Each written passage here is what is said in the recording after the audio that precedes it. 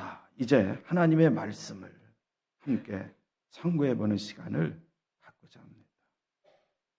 우리가 지난 시간까지 온전한 성화에 대한 용어를 살펴봤어요.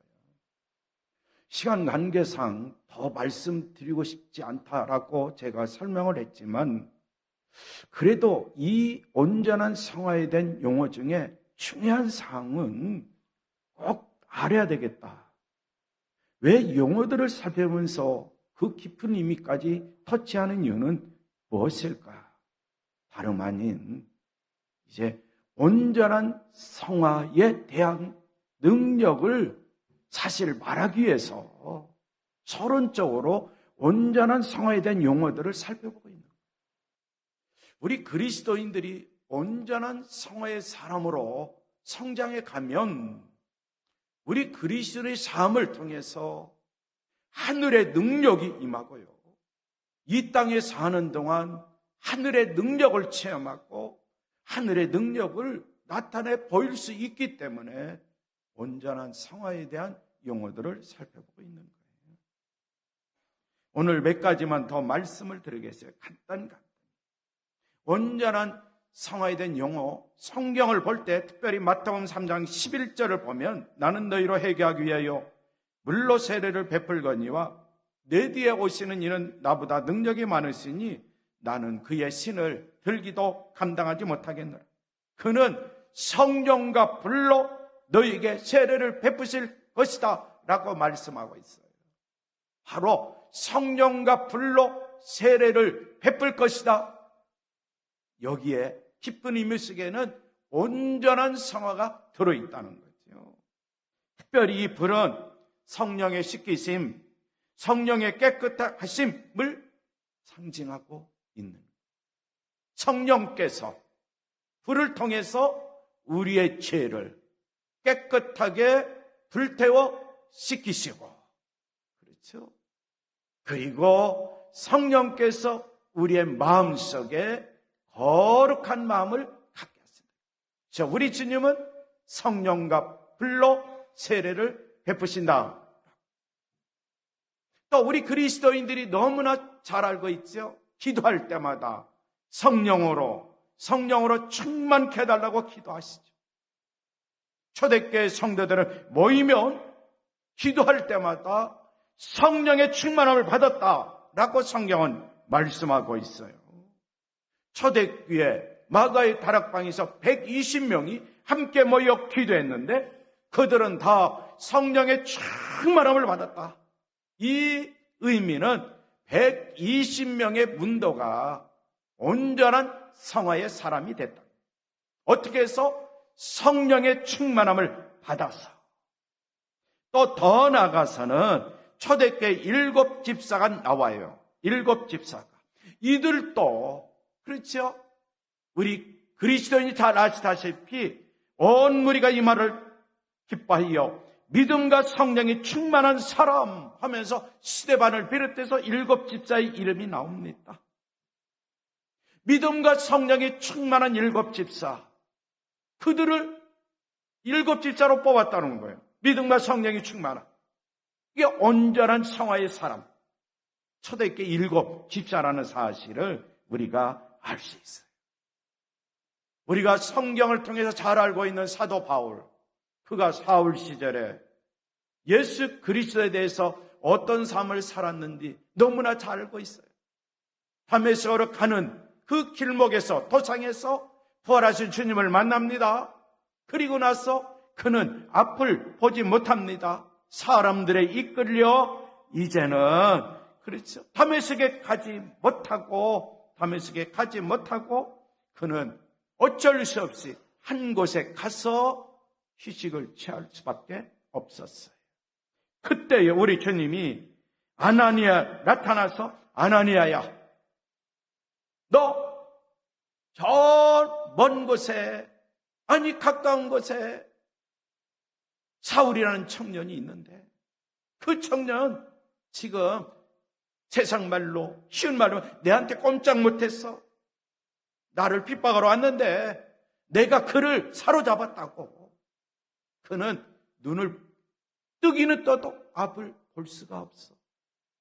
그러니까 그에게 가서 안수도 해주고 그에게 가서 성령으로 충만하도록 그렇게 행하라 라고 말을 했어요. 이때 아나니아는 어떻게 했습니까? 주님, 나 그곳에 갈 수 없습니다. 만약에 갔다가 내가 핍박받고 오히려 사울 청년부터 나를 사로잡으면 내가 어떻게 합니까? 걱정하지 마. 가면 돼. 그래서 아나니아는 길을 떠나 그 집에 들어가서 그 사울에게 안수합니다. 형제 사울아, 지금 내가 오는 길에 나타나시던 예수께서 나를 보내요. 너로 다시 보게 하시고 시력을 회복하고 성령으로 충만하게 하신다 라고 안수 기도를 하니까 사울의 눈에서 흰 늘 같은 것이 떨어진 거예요. 그리고 다시 보게 됐어요. 일어나 세례를 받습니다. 음식을 먹습니다. 강건해졌어요. 이것을 보면 부활하신 주님을 만난 사울, 예수님을 핍박했지만 예수님의 제자 아나니아를 통해서 안수받고 그가 성령으로 충만을 받고 온전한 성화의 사람이 됐다. 그랬더니 하늘의 능력이 사울에게 마요. 앞을 보지 못했는데 눈에서 비닐 같은 것이 떨어져 앞을 보게 되었고 음식을 먹으니까 이제는 강건함 속에서 생활할 수 있다는 거죠. 그래서 성경에 보면은 우리 그리스도인들이 성령으로 충만한다. 성령으로 충만 이런 이야기가 나올 때 나 자신이 성령으로 온전한 성화의 사람이 되라고 지금 성경은 나에게 가르치고 있구나라는 사실을 깨달아야 돼요. 더 나아가서 이 충만이라는 용어도 나옵니다. 성령 충만, 또 따로 충만.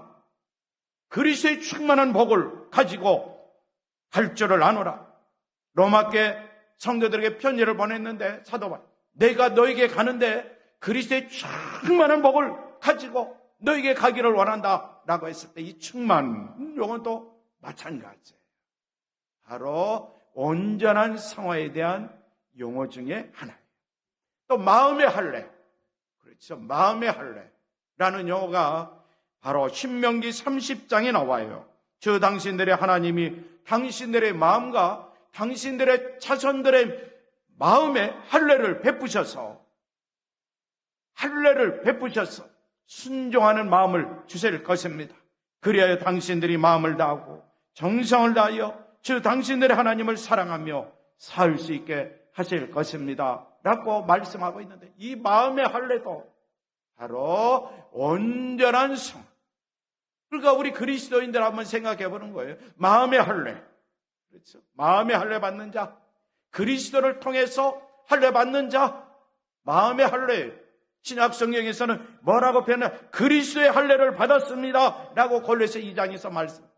마음의 할례를 받는 건요, 온전한 성화의 사람이 되는 겁니다. 이런 사람에게 하나님이 어떤 마음을 주신다고요? 순종하는 마음을 주신다고요. 순종하는 마음. 믿음도 하나님이 주시는 것이고요. 순종하는 마음도 하나님이 주시는 거예요. 하나님이 주시는 거예요. 내가 순종한다? 하나님이 주신 마음이에요. 내가 믿음으로 산다? 하나님이 주신 믿음이에요. 이 사실을 명심해야 돼요. 또 우리 그리스도인이 잘 아는 온전케 된다, 완전케 된다. 우리 주님은 산상수훈에서 그러므로 하늘에 계신 너희 아버지 온전하신 같이 너희도 온전하라. 이 온전은 다른 말 완전이라는 말로 표현해. 근데 구약성경 창세기 17장 1절에 나와 있는 말씀에 보면 하나님은 아브라함에게 큰 축복, 약속된 축복을 이행하기 전에 아브라함에게 하신 말씀이 있어요. 아브라함이 99세 때에 여호와께서 아브라함에 나타나서 그에게 이르시되 나는 전능한 하나님이라. 너는 내 앞에서 행하여 완전하라. 너는 내 앞에서 행하여 완전하라 라고 말씀하고 있어요. 온전한 성화의 사람이 되라는 거죠. 아브라함이 99세 때에 전능하신 하나님이 나타나셔서 너는 내 앞에서 완전한 사람이 되라, 성화의 사람이 되라. 이렇게 성화의 사람이 됐더니 100세에 누구를 낳은지 다 아시죠? 하나님이 약속한 씨가 온전한 성화의 사람으로 하나님이 만드시더니 약속이 이루어졌다는 거예요. 우리 그리스도인 여러분, 내가 왜 온전한 성화의 사람이 되어야 되는지 성경에 나와 있는 인물들을 보면 그렇죠, 우리가 깨달을 수가 있어요. 한 가지만 더 말씀드리겠어요. 또 있는데 시간 내서 십자가에 못 박혀, 그리스도께서 십자가에 못 박혀, 왜 그리스도께서 나를 위하여 우리들을 위하여 십자가에 못 박혔을까? 그리고 우리는 그리스도와 함께 살면서 그리스도와 함께 나 자신을 십자가에 못 박혀야 되는 이유가 무엇일까? 온전한 성화의 입장에서 보면은 하나님은 나를 온전한 성화의 사람으로 만들기 위해서 그랬다는 거예요.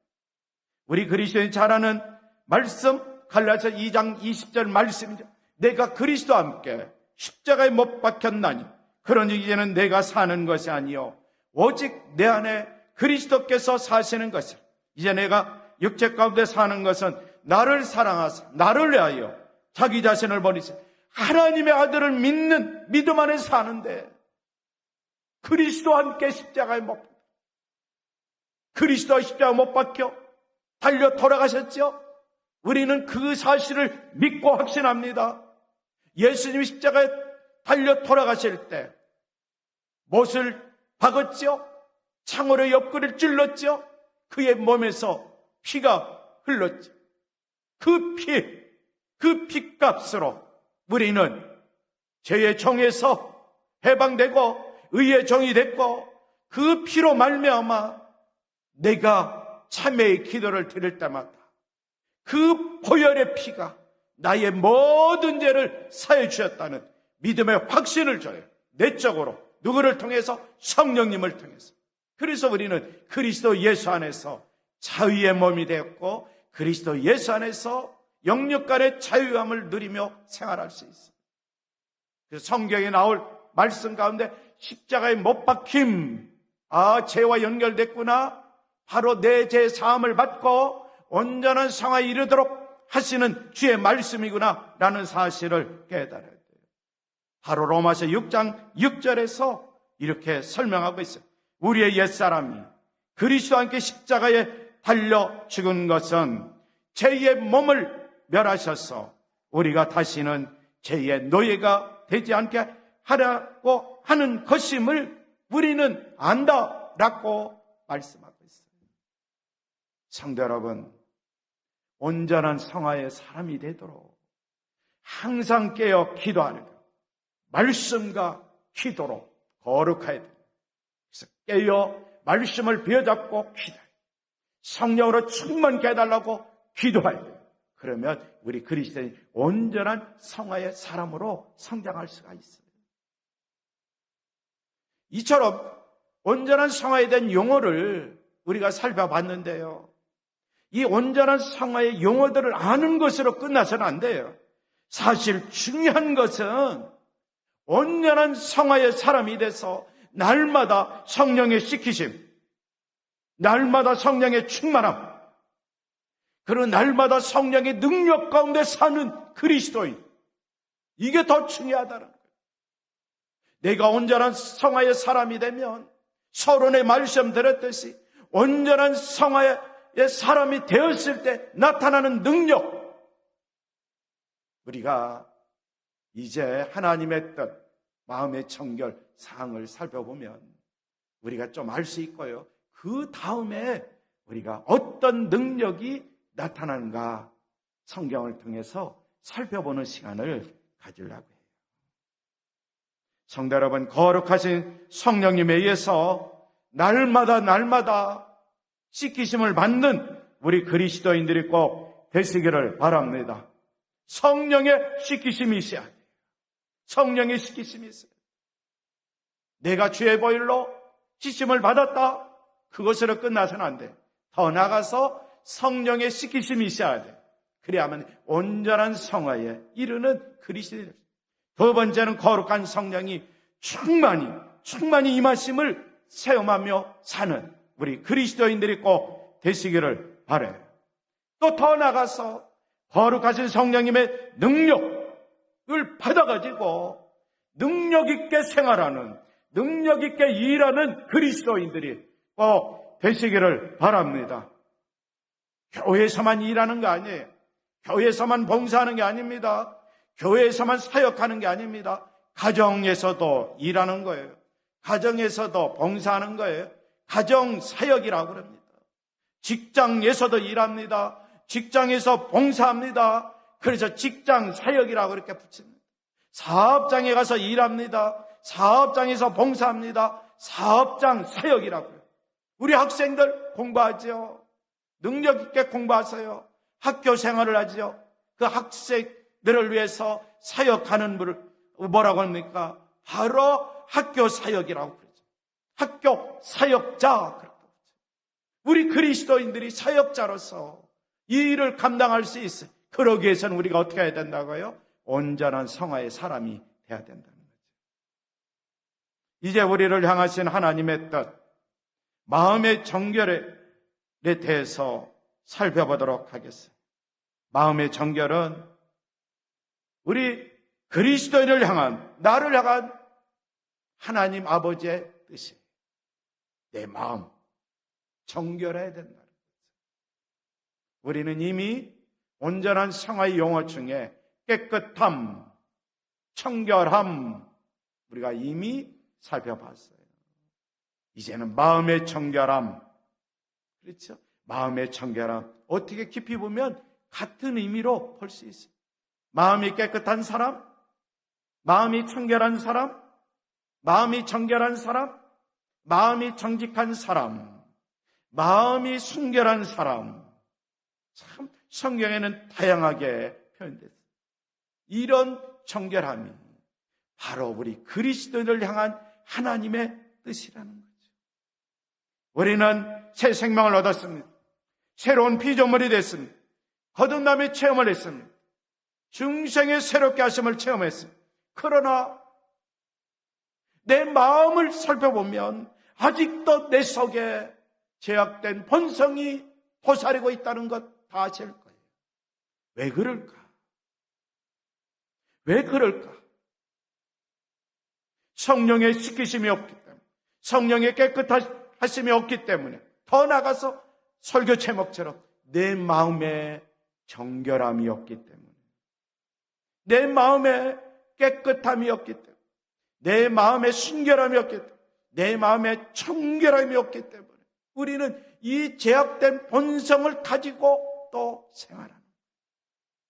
한순간 은혜의 삶을 살 때는 그리스도인답게 사는데 그 은혜가 떨어지면 이 속에 숨어있던 죄악된 본성이 다시 나를 통해서 나타나는 것, 누구든지 다 체험했을 거예요. 그럼에도 불구하고 우리는 죄악된 본성에서 깨끗하게 되는 것, 청결하게 되는 것, 순결하게 되는 것, 거룩하게 되는 것, 하나님의 뜻이라는 사실 있기 때문에 그렇습니다. 우리는 하나님의 뜻 잊어서는 안 되죠. 성경에 보면 하나님의 뜻이 무엇이다 라고 말씀하고 있는데 하나님의 뜻 무엇인지 마음의 청결을 살펴보면서 이제 신비 한번 새겨두는 거예요. 속에 있는 죄악된 본성이 딱 나올 때에 아니야, 하나님의 뜻은 이것이야. 주의 말씀과 성령의 역사를 통해서 죄악된 본성을 없애고 온전한 성화의 사람으로서 사는 우리 그리스도인들이 꼭 됐으면 좋겠어요. 이미 내가 온전한 성화 또 성령의 충만함을 경험했음에도 불구하고 때로는 내 마음이 깨끗하게 된다는 점 깨닫지 못하고 있어요. 만약에 내가 성령의 충만을 받았어요. 온전한 성화 체험됐고요. 온전한 성화에 이르기까지 성장하고 있다는 걸 나 자신이 알고 있음에도 불구하고 한순간 하나님의 뜻을 잊어버리고 죄악된 본성이 나오면 어떻게 되는지 알죠? 성령님은 내 안에서 떠나갑니다. 내 마음은 죄로 물든 마음이 됩니다. 그러면 우리는 어떻게 해야 되겠어요? 겉으로는 그리스도인 같은 명목상하는 목사인 것 같지만 이 속에는 목사가 아니라는 거예요. 명목자는 그리스도인이지만 이 속에는 그리스도인이 아니라는 거예요. 이런 이중적인 삶을 살아서는 안 되겠죠. 그래서 하나님의 뜻, 나를 향한, 우리들을 향한 하나님의 뜻은 마음의 정결함, 이 설교 제목만 오늘 꼭 마음에 새기고 일주일 동안 한번 생활해 보세요. 기도할 때마다 하나님의 뜻, 마음의 정결함, 주여 제 마음 정결케 하여 주시옵소서. 말씀으로 성령으로 정결케 하여 주시옵소서. 기도해 보세요. 우리의 마음의 정결함을 유지하면서 하나님의 뜻을 나타내 보일 때 하나님은 기뻐하실 거예요. 우리의 삶 속에 더욱더 풍성한 은혜와 축복이 차고 넘치는 삶이 꼭 될 줄 믿습니다. 이 시간에 우리 합심으로 기도하겠습니다. 우리를 향하신 하나님의 뜻, 마음의 정결함입니다. 이 시간에 간절한 마음으로 부르짖어 기도하겠습니다. 하나님 감사합니다. 하나님 감사합니다. 하나님께서 성경을 통해서 우리에게 하나님의 뜻이 무엇인지 가르쳐 주시니 진정으로 우리 모든 그리스도인들 그 뜻을 실천할 수 있도록 힘과 능력을 더하여 주시옵소서. 믿음을 더하여 주시옵소서. 주의 말씀과 성령이 충만한 가운데 순종하는 마음을 주시옵소서. 마음의 할례를 받고 그리스도의 할례를 받고 순종하는 가운데 정결함의 생활을 할 수 있는 온 그리스도인 그리고 나 자신이 되도록 주님 도와 주시옵소서.